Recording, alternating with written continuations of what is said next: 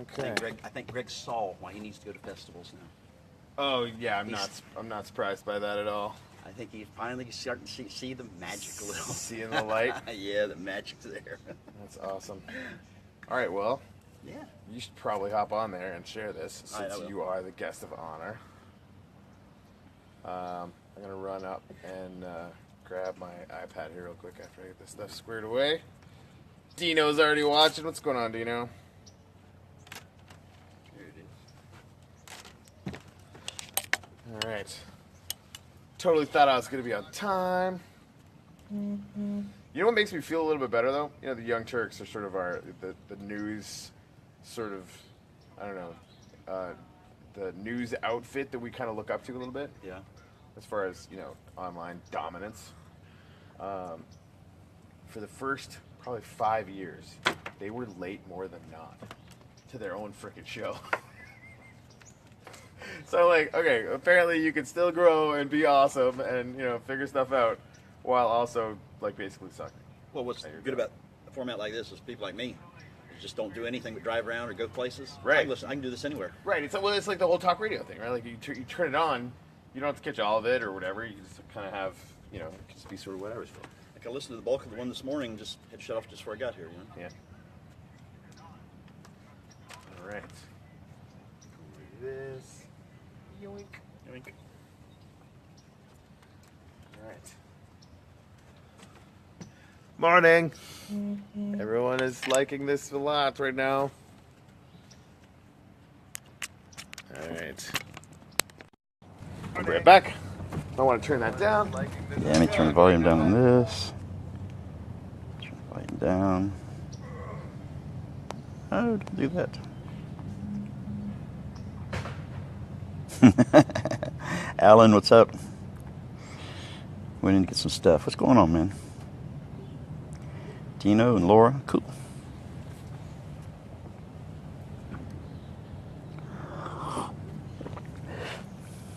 Oh, let me share with Zoe, see if Zoe's out there. Zoe. There she is, Zoe. I'll see Laura was already here. Tiff. Dina's already here. Greg. Inviting people. Cool. Yeah. Oh, these freaking no-see-ums are here this morning. Yeah, you know. Did you already get eaten? No, I just felt the one bite, and only you had got that one because you said that. Son of a bitch. Yeah. I'm going to get bug spray. All right. It's only a matter of time. Will it get worse? Okay. Eric, TV, Gail, Travis,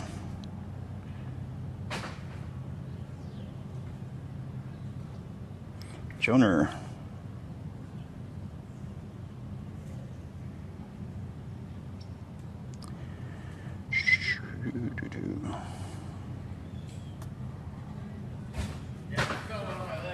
yeah, I am starting to feel a little bit now.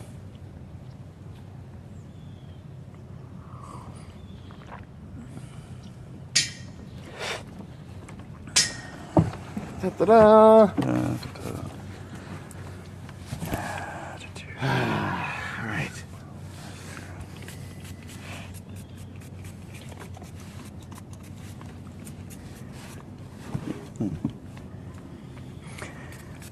I just invited the lady Lynn's making a couple of kilts for me. Nice. She lives in Lakeland. I'm hoping they're getting ready soon. Well, I know they're getting ready soon. All right, guys. It's right at the beginning. We got 11 people in here already. I don't know. 23 is going to be tough to beat. That is for sure.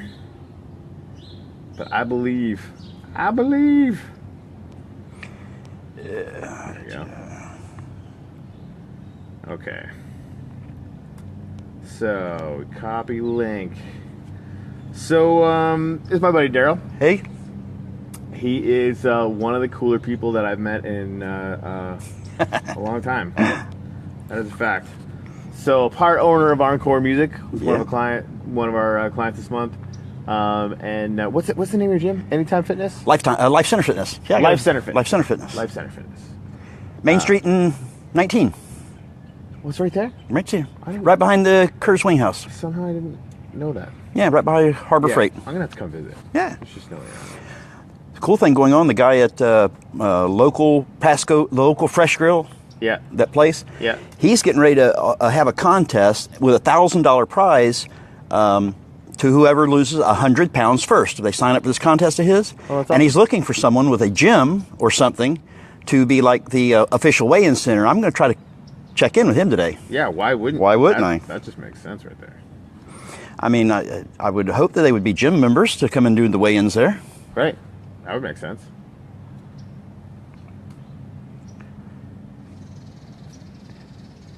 So I don't know the gentleman's name, but I'll be seeing him. I'll be finding it out. I go there all the time. I don't know why I don't know his name. Okay. So. Dr. Lisa shared that too. I gotta. Oh yeah. Yeah. Chuck some stuff up on. So we're at 6 shares out of 14 people, guys. Sharing is caring. We'll get the chatitude rolling here in a second. What do you want to talk about today, anyway? I don't know. I'm kind of unwinding, getting ready to go on up to my sister's, not this weekend, but next weekend for her birthday, and I'm not really doing anything for the next couple of weeks except stuff. Nice. Stuff? Yeah, stuff. Just hanging out? Yeah. Hanging outy stuff? Well, still gonna do some stuff for Bob, Right. of course. Right. And we'll be working next Sunday with Greg and him on the giving Bob a day off. Oh, well, that's awesome. Yeah. I didn't know you guys were doing that. Oh, yeah. So I had somebody else this morning say, maybe we should have like a team goal for goals and gratitude, maybe around the homeless and stuff. And I'm like, oh, sister, you don't even. Apparently, we need to publicize what we're doing more. we actually do. What we got yesterday, right now. what we got yesterday from the dinner is we got a lot of lessons learned for next year.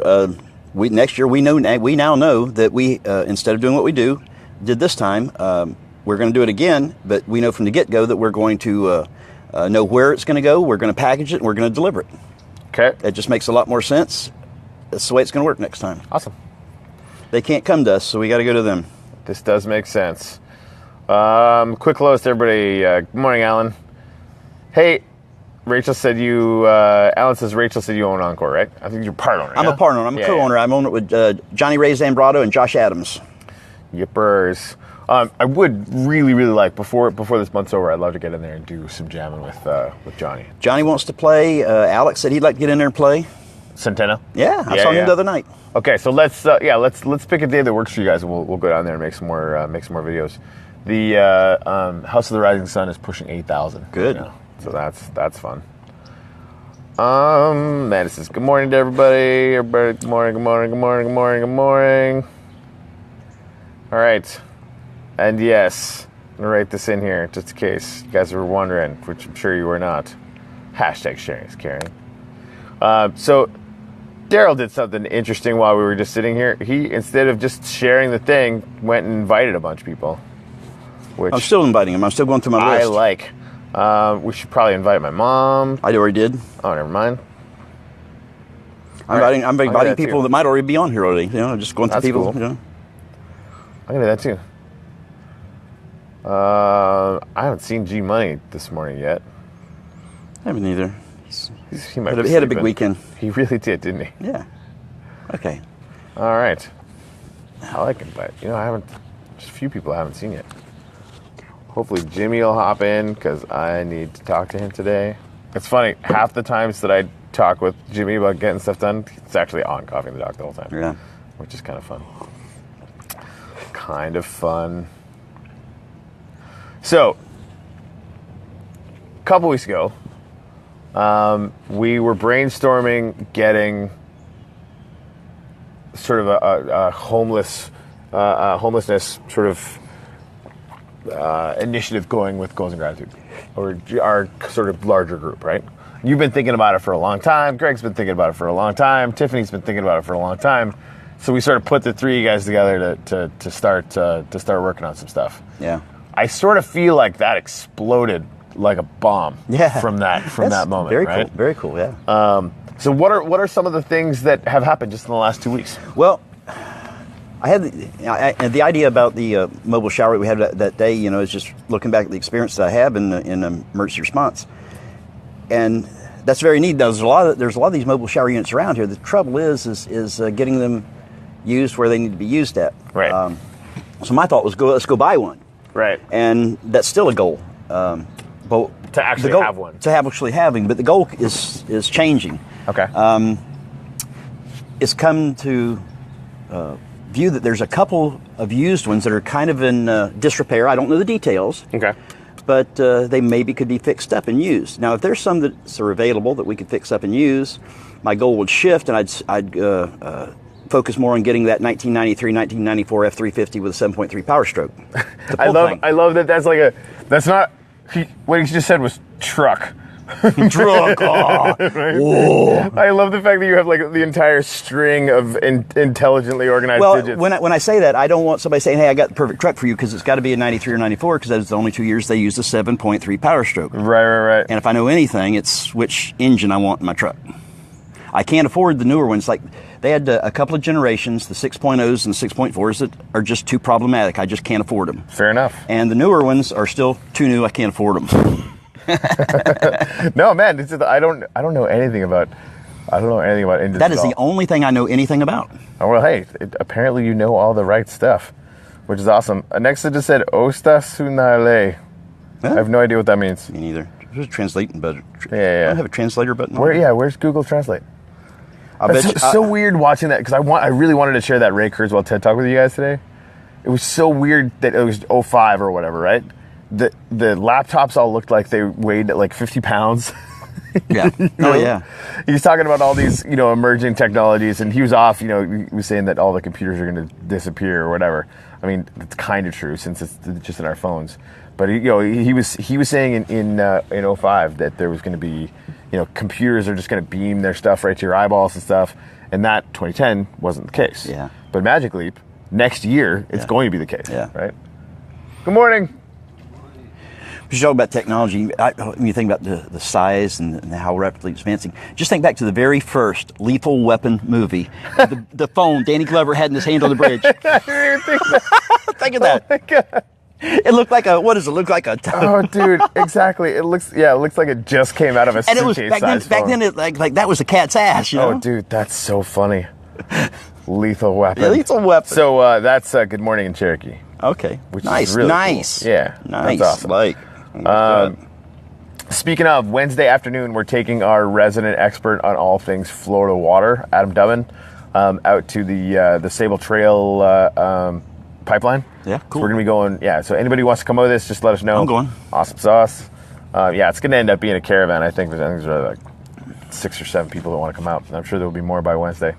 So we're going out to check out 4 different sites where basically there's some conflict, and basically spots where, if anything were to happen, and we all know now with pipelines, it's really only a matter of time, it could affect the Florida aquifer, which means that millions and millions of people's like actual water could get affected by this stuff. Yeah. And it's also one company can make money, which makes no sense at all, which is why there's going to be a giant protest. Yep. So there you go. Oh, hey. Ada says good morning. Oh, somebody else a little bit further up, Aaron Bottle said thanks for the invite. I don't know if you invited them. Yeah, I did. I invited them. Yeah, I there did. You go. I was going through my list and hitting people that might be around. Cool. I like it a lot. All right. Cool beans. So, what else has been going on? You said you were talking about getting a truck. We were talking about maybe doing the showers things. I feel like between you, Greg, and Tiffany, and the sort of the other people that are sort of coming in. Tiffany, yes. As soon as we get hopefully past the holidays. Well, I'm not waiting for past the holidays, but I'm definitely getting ready to get started on filing the papers on a corporation. Greg's getting me somebody that can do that for me. That I don't need a lawyer. It's all simple. I just need to be incorporated to form a nonprofit. Right. And I checked into the other options, and they all sucked. So I'm going to a corporation. All right. And that's got to happen. And then as soon as we start the fundraising, I'm going to shoot for $40,000, but I need to raise $5,000 right off the bat just so I can pay salary. Get started. Get started. Yeah. But I hope to have the fundraiser January, February, March. I would hope. Yeah. Okay. I would like to have funds already coming in before then, because I'd like to have Tiffany on the payroll by in January, Right. if she's available in January. Right. I like it a lot. So the first weekend in March, we're going to be doing the Goals and Gratitude event. Mm-hmm. So maybe we could use that as like a jumping off point. You know what I mean? Like everybody who's there, you know, whether it's like the weekend after or the weekend after that, whatever it is, if you want to do it in March, we should have. Maybe sign and plan it so that they're I don't know, concurrent, or I don't know, not concurrent, but I understand what you're saying. Yeah. Yeah, usually, like, you know, people leaving from the Goals and Gratitude event tend to be fairly ginned up, as it were. Yeah, I like those people. Yeah, it's not horrible at all. So yeah, doing that, and then having that as sort of a part of the mission for anybody who wants to. It would be super cool for me if I could blend all of that part of my tribe with all my other part of my tribe. Man, would it be so cool? Well, I mean, yeah, bring them. Yeah, that'd be cool.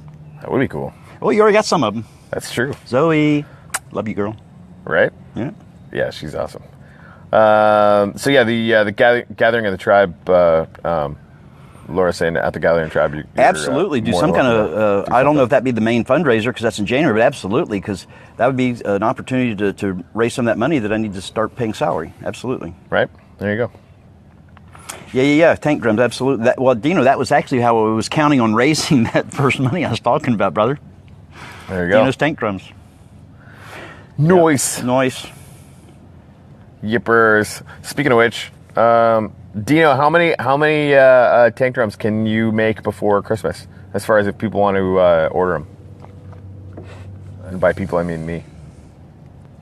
Yeah, and as soon as the rush gets over, I'm ready to order one too. As soon as he gets calmed down. Yeah. Yeah. All right. Cool. Hey, Valerie.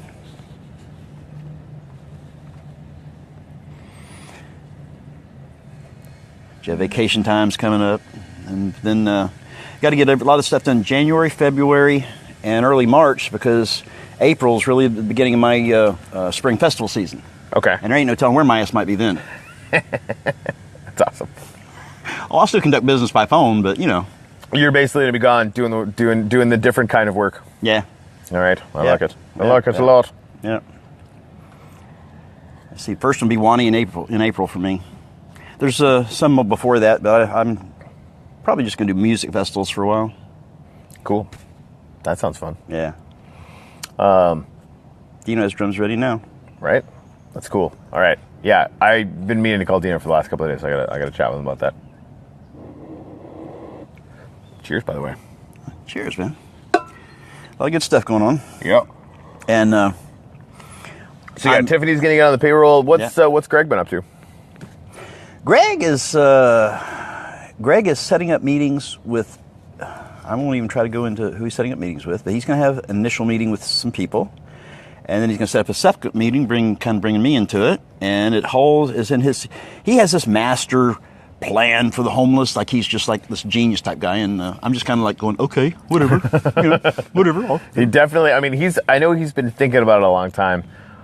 So, is it called the Homes First Initiative or something like that, or Homing First? Or something? Yeah, something like that. Right. Yeah. So we basically tasked him, right? Like we raised some money between mostly Deryl, frankly, and me and Dino from Home Tribe. Put a little bit of cash together to basically afford some time with Greg for him to go out and actually do some research. And he went freaking crazy on it. And he researched a bunch of different counties, a bunch of different states where they had made a very, very serious cost-effective impact on, solving the homelessness issue in their county or state, not just slapping a Band-Aid on it, right? Which is sort of the consensus feeling about what has been going on in our county for a long time. So he finds this Homes First thing, where you basically, find houses that don't have, you can have apparently houses that are owned by the county or what have you, and you just put homeless families in them, and you work on the kids first, right? So, because it's not the kids' fault they're out there. Well, Greg says that he's already got the proof, and if he says it, I believe it, that he can prove in other areas where it's cheaper to put them in these homes than to leave them on the street, because every time you have a 911 call or anything like that, you're talking about not hundreds, if not thousands of dollars response. Right. You know? Well, and once you get them in homes, there's jobs programs, there's training, there's psych evals, there's basic health evals. And this is the one thing that you can't get hardly any services if you're transient. If you don't have a fixed location, if you can't fill out an application and say this is where I am, it's hard for you to apply for anything. Right. Yeah, not having an address, not having any sort of line of communication or anything like that. So it just seems like, I know they did it in Utah, they did it in a bunch of other places. It ends up saving a lot of money doing it that way. Right. And, you get kids off the street for crying out loud. Like it just seems like the mother of all no-brainers to me. And what gets me is how can, and I have nothing against helping people overseas, but how can we spend so much money as we do overseas and we don't do hardly anything for our own people? I mean, I know we do, but you know what I'm saying. Right. I think it should be more of a yes and. Yeah. Yes and. The amount of money we piss away so many dollars that we could put towards it. I mean, right now our military is bigger than the next 10 countries combined. What about just making it the next 5 countries combined? Well, my thing is, when you have as many bases around the world as I have, are you defending the peace or are you building an empire? I think the answer to that is very obvious. Fairly obvious. Yep. Bingo, there's a big old pot of money. Right. And I mean, that's... I know it's not going to go away, but... Right. Well, and that, to what, I think the entire... Where did I put my coffee? I don't know. I'm drinking it. Did you stick it beside you? I did. Never mind American Empire. Where's my coffee? You could sort of see the benefits for potential benefits, because there's an argument against this just as much. I mean, we haven't had any world wars. There wasn't any nuclear devastation. All of this is very, very good, right? Like, you can't sort of prove a negative as far as like what did having the great American experiment for empire, what the benefits would be. Saying that, oh, well, this didn't happen, we have no idea, right? Well, 10 years ago, I was one of those people that was all in favor of us being the police officers to the world. Mm-hmm. And boy, has my thinking changed. Right. Then you watched us do it for 10 years? Just because we believe it don't make it right. Right. Right. And even if we are right, doesn't mean we can necessarily impose our will. Yeah. Right? We're supposed to be all about freedom. Yeah. That's just not the case anymore. We suck sometimes. I mean, we're working on it. We're right? working on it. We're working on it. We're work in progress at the very best. Ay. So yeah, Greg and Paulina went out and hung out with the homeless yesterday. Yeah, Paulina got some good pictures. She did. Oh man, I want to see those. I want to see all of them. Yeah, she sent me a couple. Kathy was there. They're haunting and yeah. That little guy, that last one. I don't know if Greg's watching. That last little guy that was up there in the box picking out. He was so cute. Like, he was about 1.5 feet tall, and he had like. He would have been toe-headed if he had any hair at all, but his hair's like this, and he's just so cute, man. I feel for those guys. Yep. Yippers. You know what time it is? No. It's quietly drink coffee moment. I want to start doing that every episode. Just like, hey, just like a tiny little lull in the conversation. You don't have to fill it. We can just sit here. Dina and Laura talking about something here. Oh, yeah? I think it's about the drum. Dino's got Raffle Gathering Tribe. Yes, absolutely. Because that's be January. Depending on when Tiffany come on board, I'd like to come on board early January, and we could make the salaries happen till then. But yeah, if we could get a fundraiser for January, yes, buddy. Yeah, buddy. Yeah, buddy. That's way too much fun. Yeah. I love my life. I've told you that, haven't I? I think you have. Yeah. I also resemble this comment. Yeah, it's pretty good. I mean, it's minus 40 in my hometown right now. Ooh. So I sent out a stupid little meme the other day about us having too much sun and sand. We're fellows up north to feel bad for us because we're short on sunscreen and shovels. Right. And this guy I met at Halloween, Jason George, he sent me attached a picture in the comments of the pond behind his lake in Maine. Oh man. And he's trying to get me up there, and I want to go. The problem is if I go, I'd want to drive, and if I drive, I'd be in snow, and I don't know shit about driving in snow. Yeah. It's a practice. Yeah, well, I don't know. Just think about like driving on rain, only sometimes more difficult. I'd be one of those people. Everybody out there would be cussing. Maybe. Yeah. No, for sure. I mean, half of Canadians in southern Canada can't drive in snow either, so I wouldn't feel too bad about it. Yeah. Dino said Tim Ferriss and I have no idea why, and Tim Ferriss is in that sentence, so I really need to know. Uh-oh. On Nexa. Well played. So the electoral college is voting today. So Yeah. what people are going to find out is all the bullshit's been going around about so-and-so is going to change. It's all shit. I mean, It is. Wait and see. Wait and see. It's all shit. yeah, no, it's gonna be. I think the thing is that people are genuinely worried because millions of people in this country have now been officially threatened by the president-elect, right? And it's understandable. And I was listening to a really, really awesome, and actually you would like this actually, and I'm only done half of it, but it's the last TED Radio Hour is about reconciliation, right? And they had this one guy who's a tech investor in San Francisco, right? So like one of these like coastal elites everyone talks about. But he comes from a tiny little town in Ohio. So his TED Talk was all about sort of bridging that gap, right? I mean, when you talk to everybody in San Francisco, everyone assumes that 10 years from now, their lives are going to be better. Right. That's just what they think. But I think it was Middleton, Ohio or something like that. If you go there, most people think that in 2 or 3 years they're not going to have a job. There's like a general sense of fear all the time.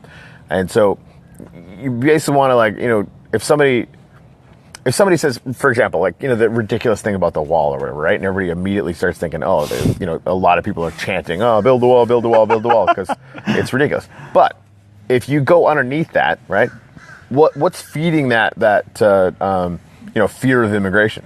Well, they're already terrified they're going to lose whatever jobs they have in these towns in the next 2 or 3 years anyway, right? So then if somebody, some loudmouth asshole comes up and says, well, it's because the brown people are taking your jobs. We need to build a wall.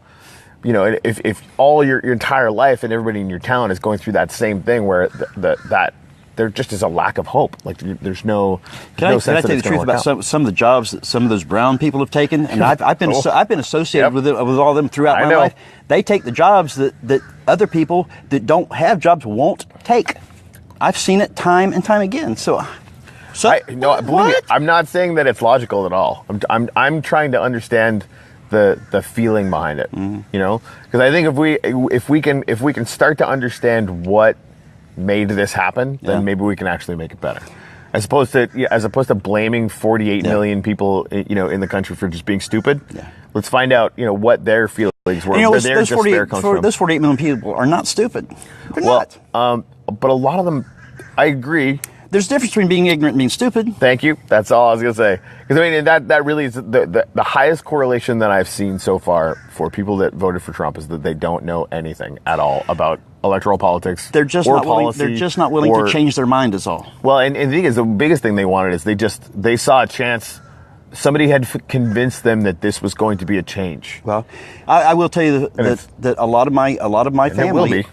Or a lot of my family are conservatives, and a lot of my family voted for Trump. Right. And I'm not going to go into the reasons why, because I'm not going to start that. But I'd say 85% of my family voted for Trump. I didn't. Mm-hmm. I didn't vote for him or Clinton, but my family did, and they have very outspoken reasons why. Yeah. Do any of them make sense? When it comes down to dollar and cents in your pocket, yeah, it does. Because I can show you direct correlations throughout my life on my income tax statements. And there's direct correlation, yeah. And I can show you what their point is. Okay. Okay. But that's political, and I don't do that shit. Oh, okay. All right. Good talk. Oh, occasionally I will. Yeah. Okay, like right now. Dina said Tim Ferriss sips coffee, and it's a nice pause. Thank you very much for that. Speaking of which. Yeah. Well, you're talking about stopping just for a minute. That was for adult times. It's very cool. Every once in a while, Greg actually got to do a real quick promo the other night at Zoe's party about the promo, and we actually had to stop everything. And said adult time, and we had 1 minute, and then as soon as Greg was done, I said adult time over. No shit. I like it. It was good. Man. Yeah, I've been dealing with some freaking crazy exhaustion, but I am dealing even more now with the fact that I totally should have been there. It sounded like it was an awesome time. Nexus said exactly, Deryl. Is Trump going to pick lettuce for $2 an hour? Probably not. Nope. And neither are any of those people that are afraid of losing their jobs to the brown people, because those people won't take those jobs. Yeah. You go down to Immokalee, you go down to Okeechobee area, you go down to tomato fields and wherever that, and see who's picking it. It ain't the white people. Right. It ain't. Yep. They won't take the jobs. Right. Too hard to work. I know Eric from down at Gildog has talked about that as well, as far as like, it especially when I start talking about universal basic income. It's like, honestly, there's jobs out here right now that people don't want. Right. Which that's why I always have a smirk on my face when whenever people talk about can't find any job. What they can't find is any job they want. Right. Yep. So when next said my up north family voted for him. They've always been misogynistic, racist. Well, there you go. Who's that? Hence me moving 960 miles away. Interesting choice as to where to move to get away from racists. But I totally feel it. Well, and actually, nobody's going to freeze to that today. No one is freezing to that today. Yeah. In my hometown, if you went outside dressed like this, you'd have about 10 minutes before you die. And Tina's right. Fear is a continuing factor, and that's whenever Trump got elected, I had a friend, a very close friend, that was devastated by it, and I mean seriously devastated emotionally. Yep. And I got together and we had big old hugs, and I said at the end of the day, what's really going to happen though is tomorrow morning, the sun's going to rise, you're going to wake up, I'm going to wake up, and what we can do is make a difference right here in our community. Yep. That's what we can do. We can make a difference right here. Right. And that's even like after the election, we started doing a huge push towards that with all these different shows and Greg's show and stuff, and it's bearing fruit. Like with just with that one initiative with you guys partnering up with Bob Gardner, and Greg has taken meetings with everybody. Already doing amazing work around the homelessness issue in Pasco County. Yeah. Like we're gonna make some moves on that this year, especially with what between you and Tiffany and Greg, and of course like everybody else who's like you guys have become sort of the collection point for people that come on Goals and Gratitude or wherever it is, and they're like, hey, I want to actually do something, and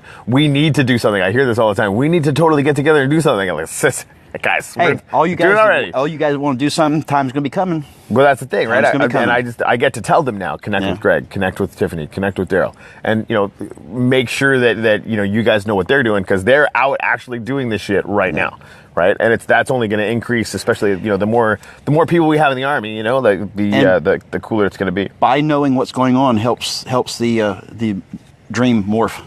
Mm-hmm. It gets better. Yeah. That's right. Like the number of ideas that we're going to have over the next year. Yeah. And that's the thing. Greg was talking to me this morning. He's sort of working on this 2-minute bulletproof elevator pitch for when he is talking to lawmakers and stuff, which is awesome.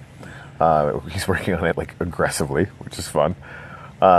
It basically comes down to the Homes First initiative, which I think is brilliant anyway. But then the kids. Yeah. And Paulina yesterday just took a quick picture of one of the girls that was out there. So cute. One of the girls was out there yesterday, and she was talking to Greg after. She's like, so, we're gonna leave right now because it's time for them to go. Just, where's that kid going? Tent. Yeah. Yeah. Right. And thank God we are in Florida. It was 70 degrees this morning. I think that's a contributing factor why we have so many homeless too. Yeah, right, because they can. Because they can. Guess, right. Yeah. Picking up. Can you imagine being homeless in Idaho in the woods? No. You die. You die. Yeah. Fast. Fast. Yeah. Cold, not good for that. Yeah. My mom said I was devastated as well. The strongest trees grow in the rockiest soil. No shit. Yeah. Yee to the haw. That is so true, Dino. I like coffee a lot. Yeah. Whew. I would love to go to the market tonight, Dino, but I'm so tired. If I can make it over to Tampa tonight, I'll be there. Right. You ever been to that market? I have not. Oh, there's a field trip one Monday night. All right. Yeah. Speaking of which, for tonight, Derek and I are running, mostly Derek, frankly, are doing a goal-setting thing for 2017. It's going to be tied into the accountability project. Anybody who has any kind of health goal for 2017 is going to want to be there for sure. Online on either Derek's feed or my feed. I'm actually just going to take Derek's feed, and run it straight through the interwebs. So that's going to be fun. Did you see the one we did a couple of days ago? We had a TED Talk about getting control of your free time. But yes. And okay. I've spent a lot of time not time management. I've done a lot of study over the years in different jobs on, started with Franklin Planner and different things and different classes. Yeah, I've spent a lot of time on time management. Yeah, I'm new to this. And man, I need to get way better at it, like really fast. And I am, but I'm almost keeping up to the degree of complexity that is changing in my life. What we were talking about the other day, I don't know if it's this conversation or another one, but time and finding time. You never find time, you got to make time. That is fact. If it's important enough to you, you'll make the time. Right? Was it her opening line in that TED Talk was, everybody says they don't have time to like clean their blinds. I think is how she put it. So listen, if I pay you, I'm gonna pay you $100,000 if you clean your blinds right now. You'll probably find time for it. Yeah, exactly. Right. So at the end of the day, and I've been saying like that internal narrative, like, oh, I don't have time, all this, and it's a trap that you fall into, right? So we watched that first thing. Laura hadn't seen it yet. She was coming over for coffee with me and Eric, but they stayed because we did that whole all the work actions that you talked about in the TED Talk. We did at 10 o'clock, right? So at the beginning, Laura was sort of like, "Oh, I don't have time," and we like Eric and Greg and I are just snickering, like, "Okay, right, watch this." And literally about 5 minutes through, she's like, "Oh shit!" Like, "Yep, there it is." But yeah, so that I sort of envision running through that TED Talk and doing the 10 o'clock thing like that once a month because it's a really amazing sort of reset for us.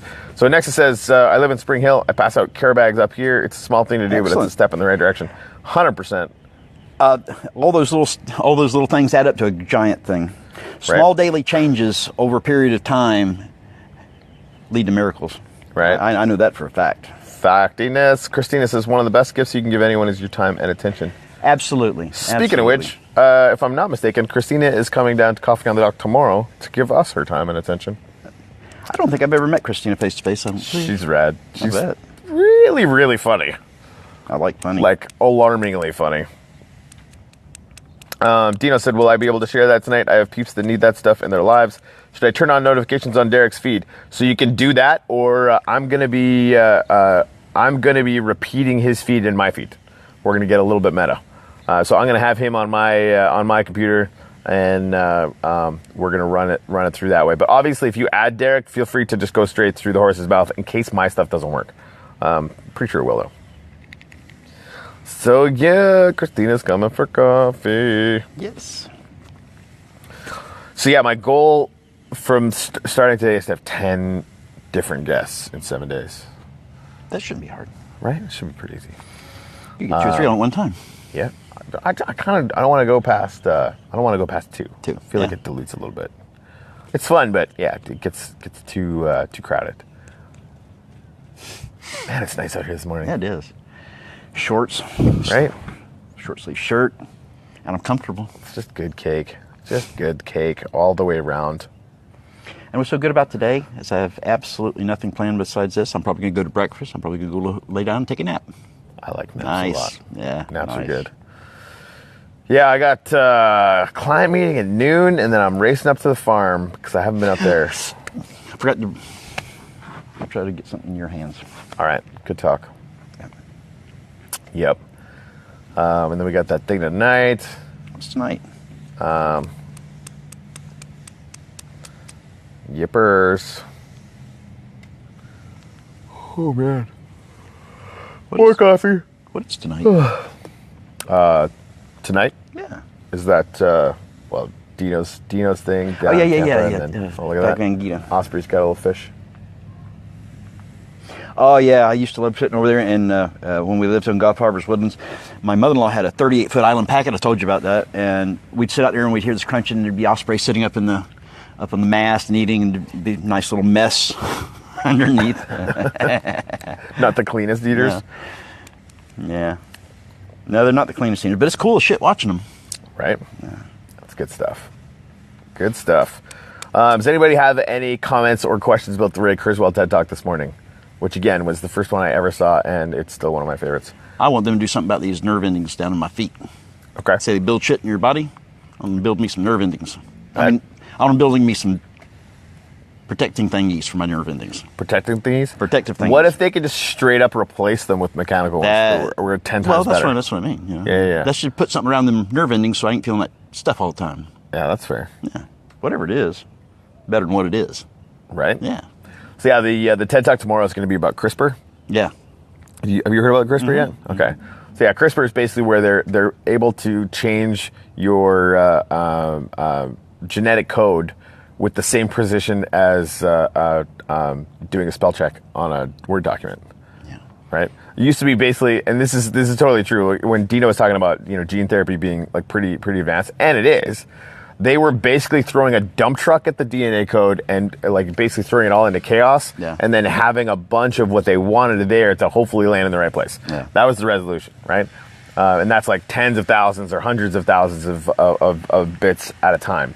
Now they're able to go in and change one letter at a time, which is crazy. Well, if they could ever figure out what to do for my feet, they would have already cured everybody that was diabetic neuropathy.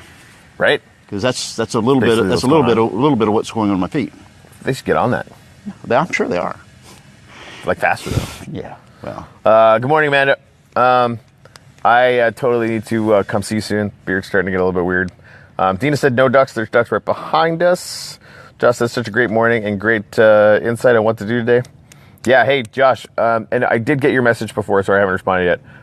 Yeah, you should totally come on and do the goal setting stuff tonight, and we can talk about the rest of that stuff later. Karen said the burner machine is good for improving circulation and growing circulatory system.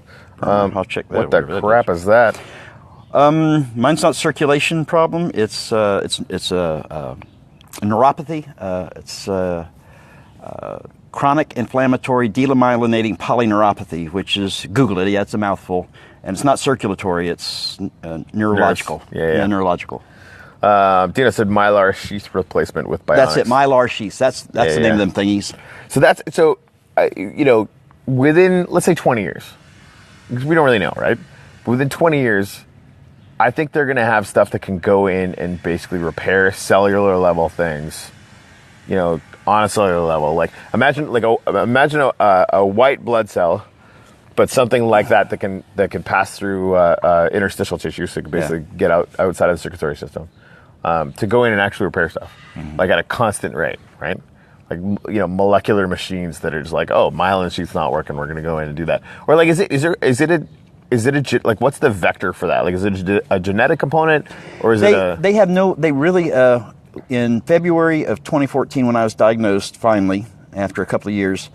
I went home and Googled it, and there was WebMD and the Mayo Clinic, and they didn't have a whole lot on it. And there's only a few sites now. As soon as they figure out why and how, maybe they can start figuring on how to stop it or reverse it. Because right now they don't have any clue. Oh, wow. Yeah. Just kind of happens? Yeah. Until they diagnosed it, they didn't have any idea what was wrong with me for a long time. It was one of those things, Yeah. So, they don't really know what to do with it right now. What they wanted to do was something called an IVIG transfusion, which they take this medicine that they get from the platelets of 2,000 or more different people, and they blend them all together with this medicine, and they inject it in your body. And the problem is it costs $75 per gram, and it's based on body weight. And at the time, I was 270 pounds, and so the treatment would have been about $14,000 a treatment. I would have needed them every other day for 3 weeks, and then every couple of weeks, and I would have been responsible for 15% of that cost at the time with the insurance. Yeah. And so guess what? I couldn't afford that. So right. But then you start thinking about that IVIG treatment. I don't even want to go there, because one of those. Well, if they start doing it, the guy said he wouldn't even let it be administered in Pasco County, because if they do it wrong, well, they kill you. So, what? That doesn't sound fun. No, that's not fun at all. So they don't know what to do with it yet. That's to say, I want some. That's why I go with my. That's why I believe in magic. I want it to happen that way. It's done. It's fixed, man. It's going to happen. Cool. I'm working on it.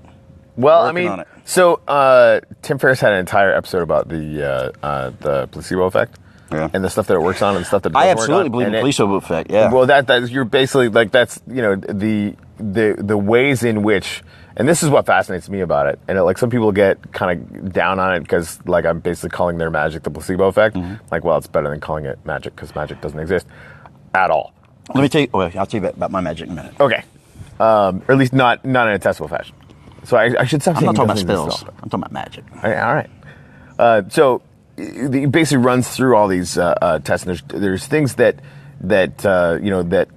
it will have an actual effect on the human body if you believe that it will. And that to me is super fascinating. That's magic. And well, okay, and it's trackable, right? If you can get evidence from it, if you do a double-blind study on it, now I'm in, right? And you totally can. They completely and totally have. And it's. I get worried about it because it's really, there's some things that it totally will work on. Anything with the autonomic nervous system, right?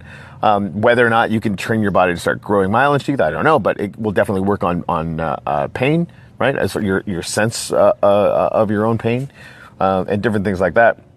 But there are things that it legit won't work for, right? So my worry is always like, mom's got Alzheimer's. We're just going to get her some crystals and I'll be fine. No, it won't. Yeah. See. Everything works together. You gotta have balance. Everything's in balance. Okay. If you don't have balance, you're just paddling with one paddle. But to me, the magic is that if you can figure out a goal in your mind and you can make that happen, no matter what's going on around you, that's magic. If a mom and dad are struggling every week to make ends meet, and somehow they find money to buy that new bicycle for Christmas, that's magic. Okay. Sure. Magic happens all around us every day. And you guys you and Greg don't admit it, but you guys are workers of magic. Well, this is what I've been trying to do. Yes, you are. I'm trying to agree with you. Like that I always get hung up on the woo or See, that you're thinking about but I'm thinking about it too casting much. spells. No. That's not magic. That's not what you just said, right? What you just said was if you have a goal in your mind and you want to bring that out in the world and you accomplish that, that's magic. I like that idea because that that we already know that with everything we do with goals and gratitude is already trying to hack the brain anyway, right? And a part of that is if you believe intently that you're going to accomplish a thing, you will notice things, opportunities, action potentials, all sorts of different things. Boom. The likelihood that you're going to achieve that goal goes up literally exponentially. And that's magic. Fucking fine. Let's call it magic. I'm in. See, can I tell you that I completely and I know we disagree on this, but I completely had to give up on Western medicine. I had to rely on magic to start healing my body, and I'm still relying on magic, my magic in my mind, right, and the magic of my friends. All right. And it's working, man. It's working. So Christina's asking if you've tried essential oil recipes to help with the pain and discomfort, and I think Amanda talked about peppermint and lemon essential oils. I mainly use a whole plant cannabis product for that. It works much better. I have tried that, but I use a whole plant cannabis for that. But to tell you the truth, for me to get any relief at all, I have to do cannabis edibles. Is the only way I'm going to get any relief at all from my feet. Oxycodone wouldn't do it. None of that crap would do it. I have to have cannabis. Yeah. Well, anything that gets you away from oxycodone, I'm excited about. Oh, yeah. Dino said from our gene therapy thing before, what I meant is that all the small steps and formats for gene therapy are well established, and now they're at the rocketing forward in gene. Aren't they splicing shit together and stuff? Well, that's CRISPR. Yeah. Right. That's where you're basically able to. I saw Amanda's comment way over there. The amount and this is what Ray Kurzweil was talking about. The cost for doing a full genetic read is going down exponentially, right? And their capacity to start understanding what those sections do is going up exponentially. And now we can edit on the fly, period. So like 10 years from now, we could and it could happen this fast, right? If telomeres are doing exactly what we think we're doing, if we have nanobots that can go and repair actual physical damage based on the environment, the first people that are going to be legit 1,000 years old are been born already, which is crazy. So Amanda said, yes, probably to me, believing in magic, whatever. Dina said the brain can create amazing effects. That's kind of the point. Exactly. That's the magic. Right. That's the magic. I can't argue with that. You can call it whatever the fuck you want. It's true. So fine. Nomenclature, different words for the same thing. Exactly. And again, my worry is still that you can see, especially in a subset of people that I totally love with our group. But see, if you think about it in the right way, magic is just fun. I like that. It's just fun. But again, it's a hop, skip, and a jump from, people up in Canada who freaking thought grade B maple syrup and crystals were going to save their kid, and their kid died. Right? And that's always my worry about it. You know what? There's people of all religions, Christians and everything, that don't believe in doctors, and they'll let a kid lay there and with a ruptured appendix and die. That's just stupid. That's just stupid. But that's the thing. Not everyone, I think, can parse necessarily the us using the word magic in a very, very constructive and awesome way, which that totally is. In whatever you're speaking about, you can't fix stupid. You just can't. I'm sorry. You can be talking about this or anything else. You can't fix stupid. That's entirely fair. Thank you. You just solved something that was really troubling me. Morning, Derek. Derek just popped on. Johnny Ray. So Derek, I'm actually going to go live at 8 o'clock and put you on my screen. So all your people are going to be there, but all my people are going to be there as well. Obviously, if anybody wants to add Derek Carrillo and go live straight from the source, please do that. We're going to be doing goal setting at 8 o'clock, especially if you have a health goal. But I think this stuff will kind of work no matter what, which is kind of fun. Dino said valerian root is an incredible antispasmodic. Is that how to say antispasmodic? Yep, You're right, cool. Jennifer. That's not all Christian. I'm saying these little sects, and like I'm saying, you can't fix stupid. If you believe that a magic being is going to come down and fix your kid's ruptured appendix or something, right? You're stupid. And again, no. So that's exactly it. He definitely didn't say all in any way, shape, or form. No, I said you can't fix stupid. Whether you're talking about religion, whether you're talking about politics, whether you're talking about whatever it is, you can't fix stupid. Well, I mean, we can try. We can try. We can try to educate, but we can try. Damn but it. there's people that are, like I said, if you refuse to change your mind when presented with the facts. Well, that's the thing, and that's the one piece of bias that I absolutely operate under is if you have no evidence, then I'm just not interested, right? Like you can have an assertion about whatever it is, your crystal gets powered by moonbeams. That's cool. Do you have any evidence? Not at all. Okay, cool. I'm not really that interested in it. But if you like it, again, if you in your brain believe that to be true, then it will actually change things in your experience of the universe. And that's the thing. You were talking about what the mind can do. Right. The more you believe in the magic, the more of it will happen for you. Well, that's that's a real thing. Yeah, Amanda said your podcasting is someone else's crystal magic. Exactly. Except I can test the results of my podcasting, and they can't. Yeah, dude. Right. So there's that. There's that. Johnny said I've seen him progress. Western medicine is a big fail unless you have an emergency. Well, that Johnny again. That's like saying all Christians, are stupid, which they for sure are not. Well, Johnny's my buddy. I'm militant of that, and I'll say stupid things like you need to throw all the medicine out, but I'll backtrack and I say, yeah, you throw it out, and then you take back what you really need, because what they've done is they've got you on so much shit, right, that it's all masking each other. Oh, and this is why I come to a very, very easy defense of Western medicine. That's. My wife's got a degree in neuropharmacology. Yeah. She spent all of her time at the VA getting people off drugs. Right. That doctors were misprescribing. And that's like the protocols of the VA are actually way, way better than they are out in the private sector. Because in the private sector, like Alexa was saying, or like in your experience as well, as far as like, oh, there's a problem with pain, put a giant pile of heroin on it. and if 10 drugs are good, then 12 got to be better. Right, right. And I mean that's something that she fights basically every day. Yeah. So there's a huge and growing movement behind that to solve that problem with people that are so, good people that are doing really awesome I don't want people to think I'm insensitive when I say throw all the damn medicine out. I'm just trying to make a point. Throw it all out because they've probably given you way more than what you need. And there is none of this medicine. Most people's bodies are not designed to take medicines forever. Right. They're usually meant to be a short-term thing, and if somebody's telling you need to take this forever, I'd question that person. I would question that person. Mm-hmm.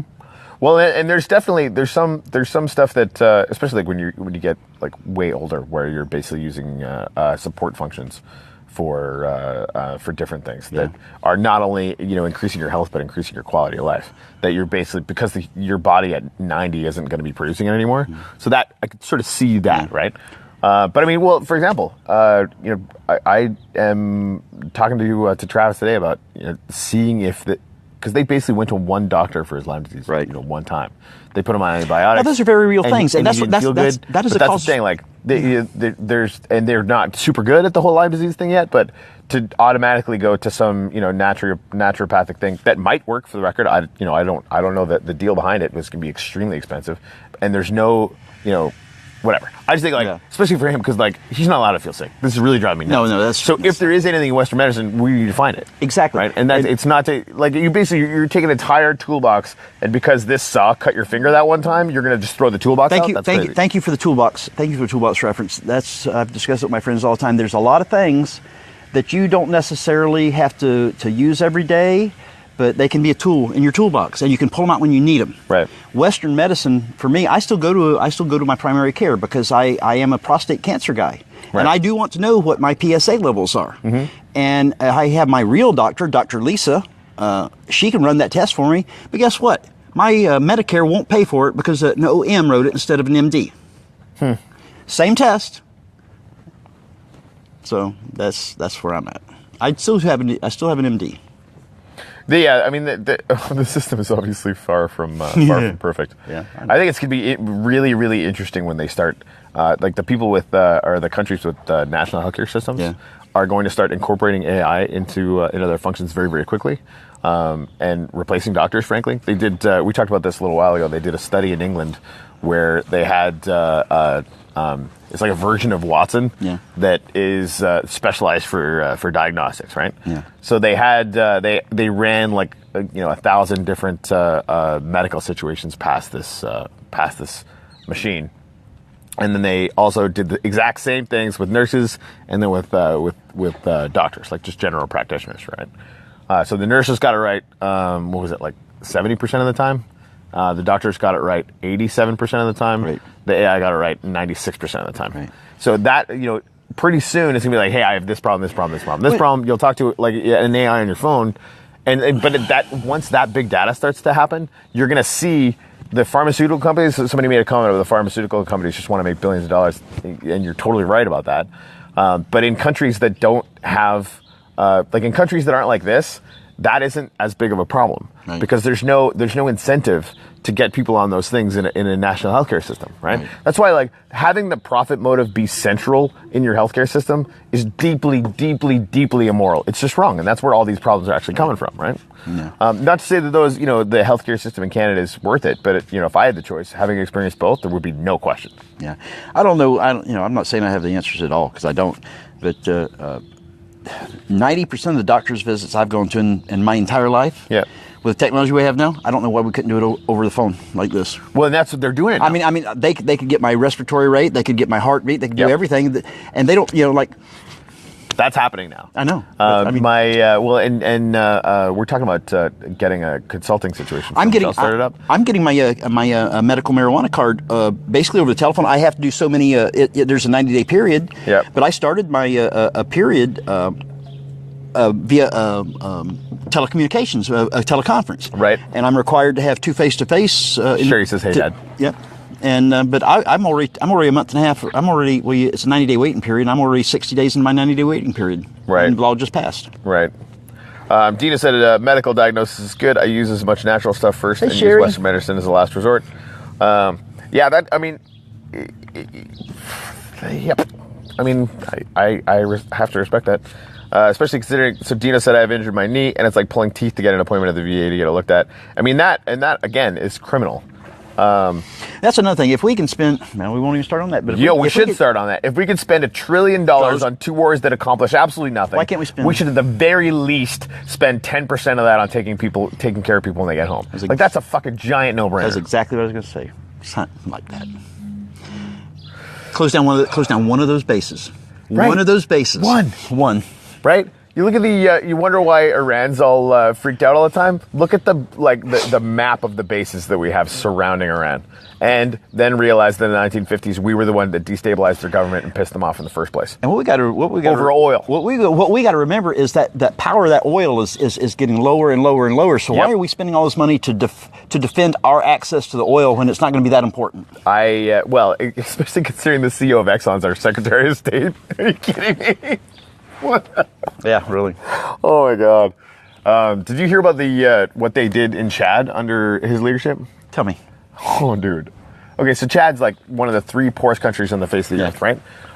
And 10, 12 years ago, they strike oil. So the UN gets involved and says, listen, like all these countries that get they basically call it the resource curse, right? If you're a poor country and you have a lot of resources, whether it's diamonds, oil, whatever it is, it's not going to go well for you, right? Because you'll have giant multinational corporations that come in and basically just take all the wealth out, and you can go fuck yourself, right? Yeah. But the back end of that is they end up paying the warlord or whoever happens to be running the country that day, and it just goes into weapons. So they say, listen, we want to make sure that we avoid this going to weapons, says the UN, right? So they get 3 oil companies, Chevron, Exxon, and some European company, I can't remember the name. And they basically, listen, you guys can have the oil contracts. We're going to run it all through the UN. All of it's going to go towards investing in infrastructure and education and all these things to actually help the population. Yeah. What a weird fucking idea. Yeah. And keep it away from this warlord who's kind of a bit of a dick, right? Yeah. A year into this, Exxon has taken the lead on the one pipeline that's going out. Exxon goes to the warlord, and this guy's going to be our Secretary of State, right? And the United States was running point on that thing at the UN, right? So this guy is going in contravention of U.S. interests, global U.S. interests, right?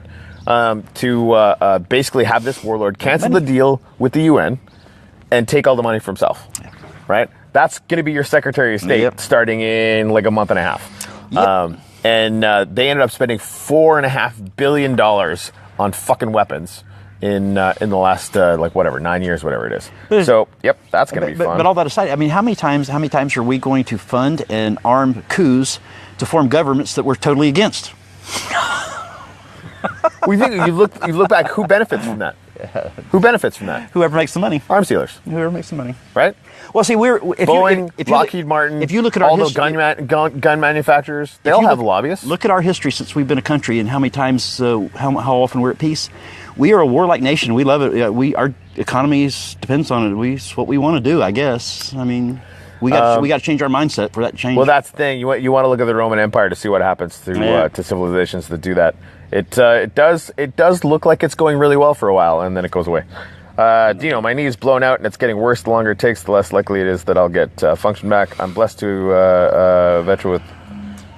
I am blessed to be a veteran with an opiate allergy. Yep. That means Not being able to do opiates is real. Well, I know, Dino. I don't know about how bad your knee feels, but I know the cannabis. I know it's medicine for you too, but it's a good thing we got it. Amen to that. Whew.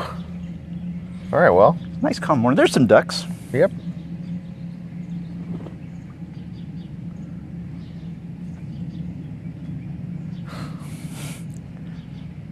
Ducks are cool. We were sitting around the OC one night, it was back in 2004, as Hurricane Charlie and shit. And we were just sitting there, it was late at night, and it was me and Ben Deals and over at the functions table, or the ESF7 table. And guy from the RIC line, Resident Information Center, called and said, "Hey guys, I got a lady on my phone that said there's ducks in the pond by her house. What you want to do about it?" And I looked over Ben and I said, "Duck à l'orange."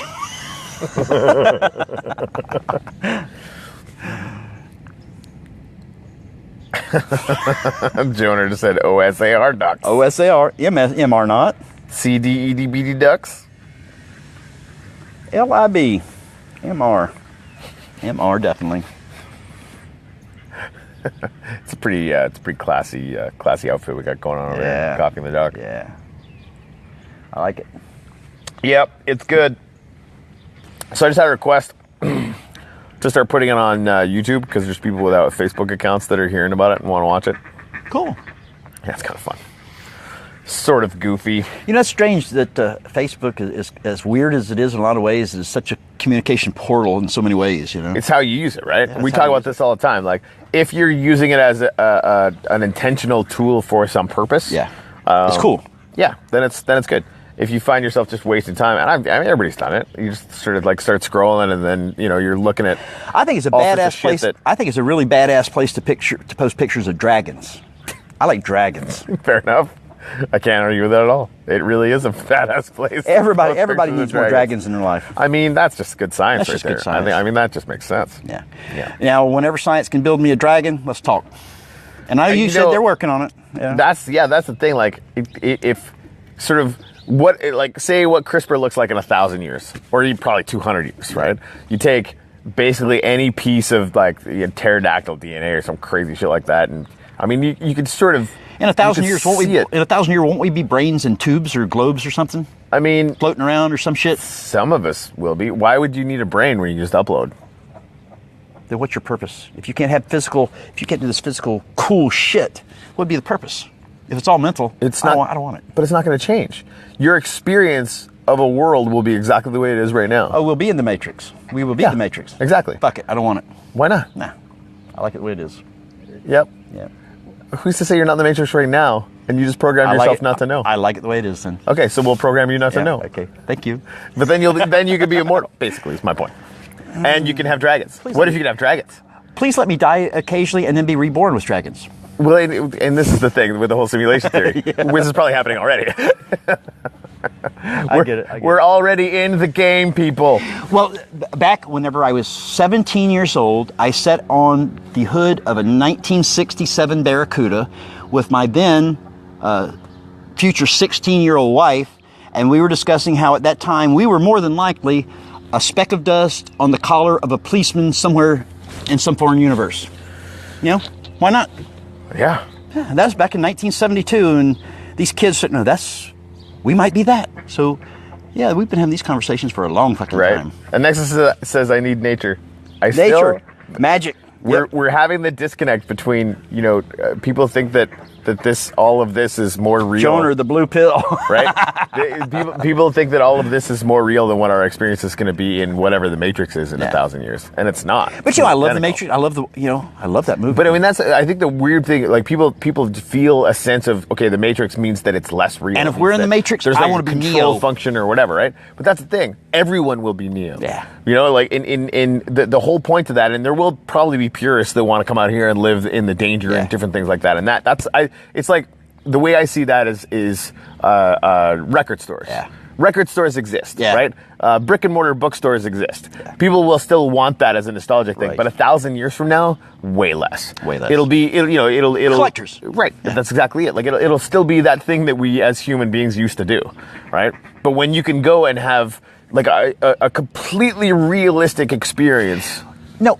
Will there be ethics involved whenever I can travel back in time and I can go back and get those new issue $20 gold eagles and for issue price and then take them back with me? Is there going to be ethics shit like that? I think ethics is going to take a huge backseat to the fact that time travel is probably never going to happen. Well, hey, if we can do fucking anything with science, why can't we? 1,000 years from now. Yeah, no, I get it, and there's definitely been. Don't some... talk to me about your science magic if we can't do everything. No, just say. Well, that's the thing. Okay, in the very, very real alter world that we create with your dragons in it, you'll be able to go back in time all the time. Okay, all right. As long as it's got dragons, I'm good. I love it. You got to have a line somewhere. Daryl's happens to be dragons. Oh man. You have seen my house, haven't you? Kathy said, "You know there are dragons in the Bible?" ? I did Sure. not really Yeah, remember that. I did know Isn't that. that in Revelations or some shit? Oh, there's the dragon. There's also the dragon. Okay. The dragon is Satan. Oh, Oh yeah, that's the dragon. Oh, fucking Satan. Yeah. That's the dragon, and that he is the dragon in Revelation. Yeah, I still know the book. I was a Baptist deacon for 8 or 10 years, and I was raised in go. that life, so I know the book. I know what the book says. Right. Yeah. Well, that's the problem with the Bible when you read it. Sorry. Christine said maybe we are another planet's ant farm or science project. Exactly. Well, that's the thing. The likelihood. Thank you. You can research or Google Elon Musk simulation theory. Somebody asked him about this, and he basically said, if you look at the difference between Atari and PlayStation 4, right? In 1,000 years, let's say he even pushes it out, in 10,000 years, it's going to be easily photorealistic. Ray Kurzweil talked about in the TED Talk this morning that, you'll have nanobots that are interfering, that will basically stop your experience of this world and put you into another world, which is awesome. And these are all ideas that we're working on right now. So in 1,000 years or 10,000 years, when it's completely, totally accurate, you'll be able to simulate the entire universe easily, right? Easily. We'll have the computer processing power to do that. So the fact that we know that that's now possible easily within the realm of physics as we understand it, chances are it's already happened. Well, don't get me wrong. I love technology. I just like to bust balls a lot. I would not go back to the days driving a vehicle where I had to stop in the middle of the street and pull a file out and file my points so the damn thing would run smooth again. I don't want that. I do not want to go back to the days where I have to pull the choke out and let that son of a bitch breathe black smoke for 10 minutes till it warms up. Right. I like the technology. I like being able to go out and go boom every time. I like it.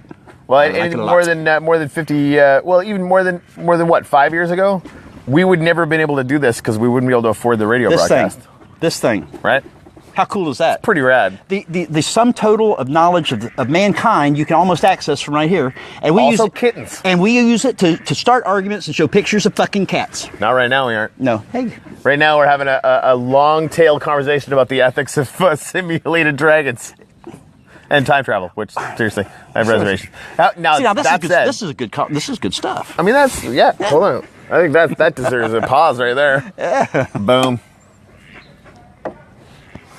And that's the kind, see? Hashtag nailed it. See, now you're into the realm of talking about magic, dragons.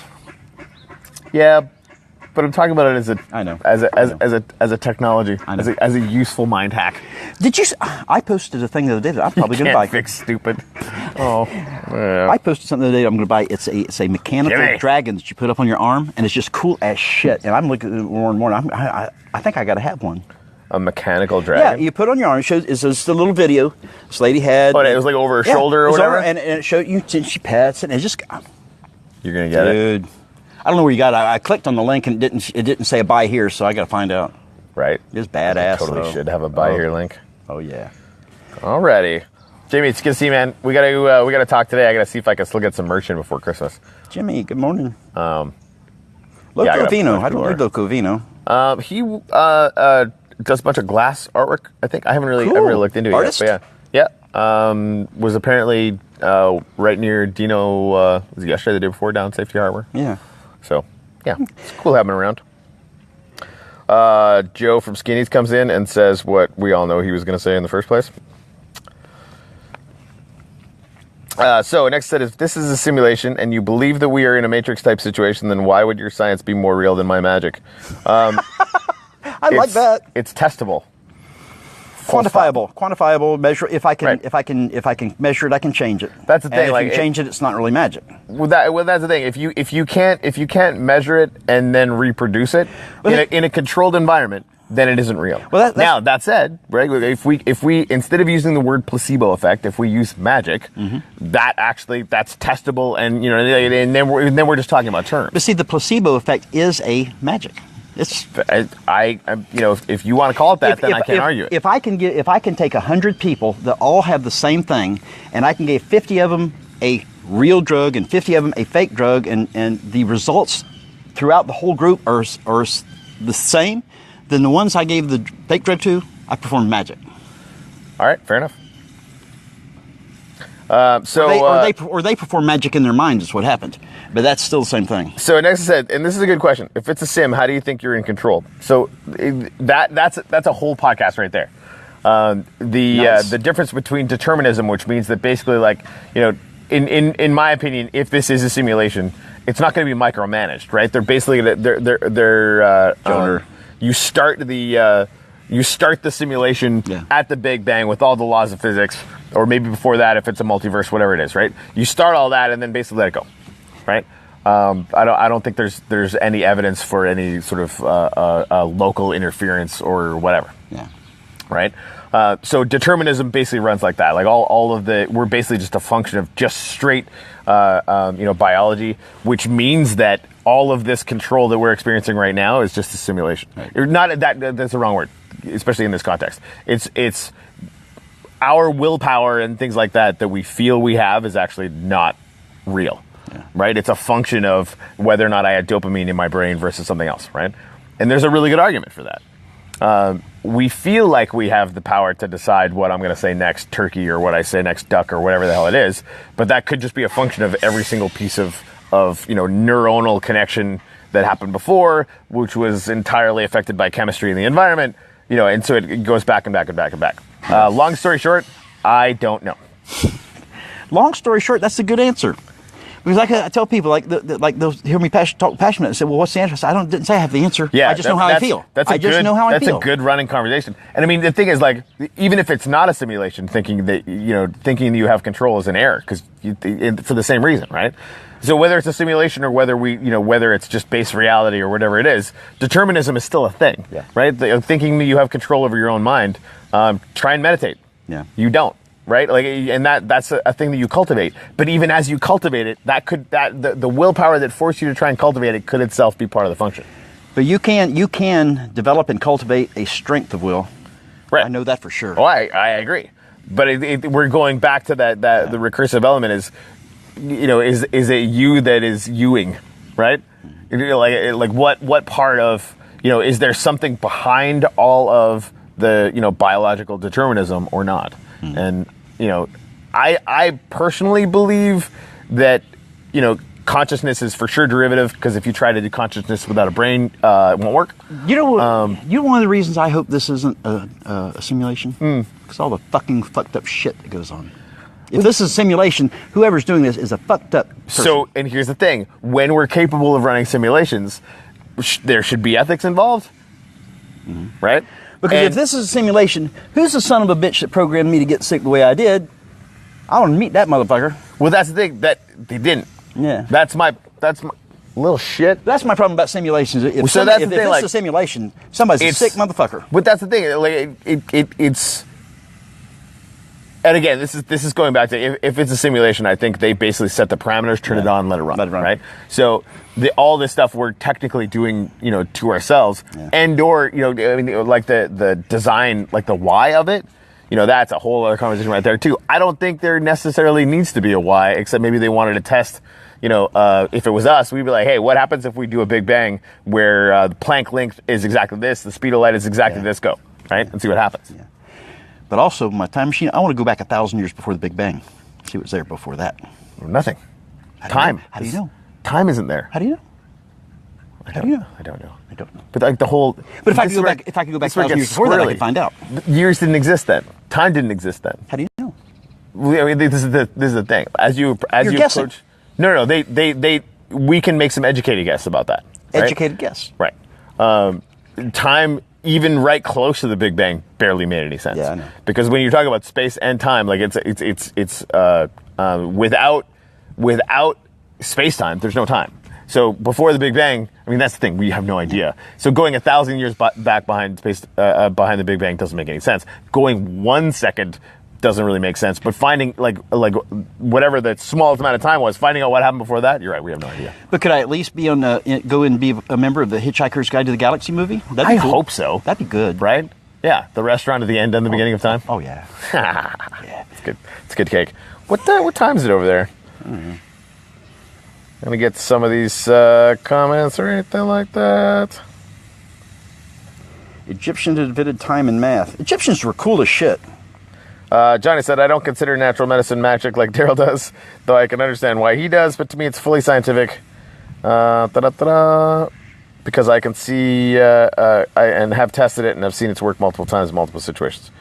Again, if it works, Dino said crystals can be a sugar pill and not much else. Yep. But sugar pills work. So and that's the thing. I don't want to take away from that, but I want, if I can add anything to the conversation, it would be to look at it responsibly, if you can. I just enjoyed that I got to talk to you about magic for a while. Yeah, and hey, I tacitly admitted that it worked.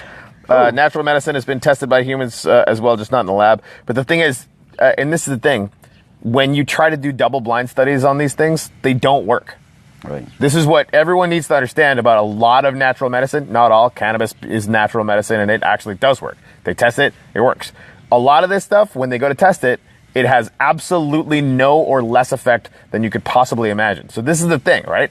You try it and it works or whatever, and the placebo effect or the ability to control your own autonomic nervous system, that's really interesting to me because that actually does work. Sugar pill, crystal, whatever the hell you want, magic, get it done. Yep. Whatever works. John said my mom was cured of stage 4 metastatic breast cancer with alternative medicine. Absolutely. Define alternative medicine. OM, Oriental medicine, herbs, natural, no unnatural compounds, Okay. no drugs. I mean, everything that she took was things in nature that you can get in nature. Okay. Yeah. I've seen a number of people cured from all kinds of cancers with that. Was she on a ketotic diet at the time? I don't know the exact. I don't know. So the you look exact. at Tim Ferriss's Here episode. he goes. IV vitamins. Okay. She did IV vitamins. All right. So Tim Ferriss had a podcast with Dom DeGasino. Yeah. And he was talking about cancer as a metabolic disease. Yeah. Not all of them, but 55 or 60% of cancers, they require glucose to live. The mitochondria in the cancer can't run on ketones. Mm-hmm. So if you go to a ketotic diet, high fats, vegetables, that kind of thing, right? Mm-hmm. And get into like a really awesome state of ketosis, the cancer will literally die. Now, granted, it's not true for all cancers, but like over half. My partner can put you in ketosis and nothing flat. I want to do that. I mean, that's because we're gonna be doing some fasting and stuff here pretty soon too. But I want to learn way more about that. I'll even give you his recipe. You don't even have to come to my gym. I'll even give you the recipe. Well, I want to come to your gym anyway. Joe said natural medicine's been around for thousands of years. Yep. And they thought the Earth was flat for thousands of years too. As it turns out. Jeez. Oh, my phone just died. John said she was on the Budwig diet. I don't know what that is. Budwig is whatever. Here, let's. Whoa. Well, it is holistic in that it's herbs and vitamins. Dietary changes. Every right. dietary. Well, that was me. Whenever I quit Western medicine, that's what I had to do. I had to. I went all holistic. I did healers, people who actually heal instead of doctors who practice. I went to healers. Right. And changed my diet, changed my lifestyle. I absolutely quit drinking 100% for a year. Right. I do drink occasional beer and stuff now, but I don't drink. I don't take drugs. Egyptians didn't invent time or math. So, nice try there. They didn't invent it. Oh, weird. A Trump supporter who doesn't know shit. Love you. Who's this? Joe from Skinnies. And next said, because every person's body is similar but different, naturals help the body treat itself. Western medicine treats only pathogens. I mean, there's definitely some merit to that dichotomy. So yeah, I'd love to learn more about this. The thing about Western medicine, what you said yourself, it's immoral for our healthcare system to be based on money, and our whole Western healthcare system right now is based on money. They're nice ducks. That's cool. So that's it's why true. That's the thing. Yeah, as long as all the doctors, as long as all the clinics, as long as everything is based on making the dollar, that system's not going to change a whole lot. Yeah, I mean, and like for example, like we're talking about starting a business for Michelle to start consulting around pharmaceuticals, just so that people can have like somebody in their corner, basically, right? That's actually like unbiased and has that's because that would be basically as far as branding is concerned or whatever. Like she actually just wants to help people, right? And knows what needs to get done more often than not to actually do that. So Jonah said, if you smile at yourself in a mirror, you release hormones that eliminate depression. That is actually true. And Nexa said cannabis is a natural. Notice that I didn't say marijuana. These guys have been training me not to do that. Jonah says, eat to treat. That really is a real thing. 32 ounces of water. Right. Water is almost like a cure-all. I mean, your back hurts, drink water. I mean, you have constipation, drink water. I mean, water. Well, that's a lot of things we do definitely where you're not. I'm not drinking enough water right now. No, but I don't. Just that science has without a doubt been able to fix a lot more in the past 100 years, but before that it was all the same. I mean, that's very true. Well, I mean, the TED Talk that we watched this morning with Ray Kurzweil, he talked about the life expectancy over the last couple of 100 years has doubled. Yeah. Right. Which is crazy. I wouldn't mind living as long as my body works okay, but once my body folds up, forget it. Yeah, Joe said Egyptians in the Middle Kingdom, mathematical papyrus between 600 and 300 BC. The ancient Greeks began a systematic study of mathematics in its own right with Greek mathematics. Yes, but the Indians were doing it 1,000 years earlier. That's my point. They were actually there was the most interesting thing to me about the pyramids is they were created using what they should have required calculus to do it, and calculus didn't exist until the Indians came up with it. For example, the Indians came up with zero. Didn't exist anywhere in the world, the idea of a number that wasn't anything. In regards to the pyramids, though, what's your feeling on ancient aliens? I think that there's zero evidence for ancient aliens. However, you don't find that interesting at all? No, I do find it interesting. If it was, again, if there was any evidence for it, there's the drawings in the caves don't do anything for you. No, because it could be anything, right? And that's not to say that it's not interesting. I'm just saying, grand claims require grand evidence. Oh, I'm not a big alien person. I just think it's here's cool. what's fun. If you look at Graham Hitchcock's guide, what's it freaking? I'll send you. I gotta send you the link to my Audible. So anyway, he talks about the fact that there was a cataclysm in about 12,000 years ago, right? And he was talking about this 10 years ago.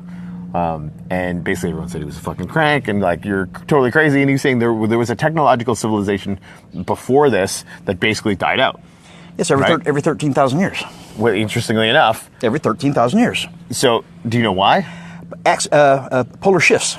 No. We go through a broken up comet field every 12,500 years. Well, it's 13,000. Yeah, right. That's right. So, and that's the thing. Like that's where we basically go through this thing, and they're. So he basically makes all these statements, and everybody says, "You're an idiot." Whatever. This is not true. He's not an idiot. Well, here's the thing. MIT did a bunch of studies about the fact that we were talking about the flood myth, and there's a flood myth in basically every religion all over the earth. Boom! It all comes together. Right. So his whole latest book was, hey, remember when I said the pyramids were probably made by an old civilization to teach people about monuments at 12,000? Think about this: the agriculture showed up in one tiny little area all at once, and it took less than a generation. That makes no sense, and he shows that there's a lot of evidence now that there was leftovers from a potential technological civilization after this big cataclysm that were going around teaching, different cultures all over the world. There are just too many things. There's just too many things in this world that if you look at them and you look at the technology the people had at the time, they could not possibly have fucking done it. Well, and here's the thing. Have you heard of Göbekli Tepe? Name sounds familiar. Okay, so the pyramids. They talk about the pyramids and the Sphinx and stuff being really, really old, and they're probably older than what we give them credit for. The Sphinx could only have been weathered by water, and the last time there was enough water, 12,500 years ago, right? They found, and this is in Turkey, they found giant apartment building size monoliths, like blocks of rock that are the size of giant houses that got buried all at once, right? So it wasn't like it was layered and layered and layered and layered. They basically figured out that because they carbon date all the stuff that's around the dirt or whatever, right? So it got buried 35,000 years ago. Or no. Was it 13,000 years ago? But anyway, it was way longer than it was supposed to exist. Way too long. Because it's before any agrarian society, let alone a society that can make apartment building size fucking stone blocks and then move them around. Right. And so they moved these things around and then they buried them all at once because the timestamp on everything around these things is all exactly the same time. So they buried them, which is crazy. And that throws a wrench in everybody who says that civilization started in one tiny little spot and then expanded outwards and then it was all just one thing. Now get this, the human population on the face of the earth genetically we know that at one point was less than 5,000, which is crazy pants, right? Anyway. But that book is interesting to me because he goes through evidence. Now, MIT did a study on the KT boundary, which is basically they were basically looking at where if there was a giant flood in North America, which there totally was, happened. I mean, they used to think that it happened over a long period of time. There's a lot of evidence that it probably happened in a week. Well, this is not anything I know. This is just a thought in my head or a belief. I think or I believe that our civilizations are cyclical. Global warming and global heating and all that is cyclical. I think that happens every 13,000 years. Well, we don't know about that. Yeah, we don't know. Right. It's just a belief I have in my mind. Right. I mean, it's the one thing that we do know, astrologically speaking, is that there's a higher chance for impact every 12 to 13,000 years in this broken up comet thing. And that's the thing is you have all these different places and people and civilizations, and you hear these things, and you pull pieces, and all of these pieces, and they have everybody has their shit. They got a good piece here, and then they got a lot of shit around it. Right. So you pull that piece out from here, and it's a whole. It's a whole. Everybody has a piece of the puzzle, and once we put it all together, we got it. You got it. So Jonas said, when technology is exponentially built, it only takes one generation. Moral cord supports the exponential line for being straight. This is very true.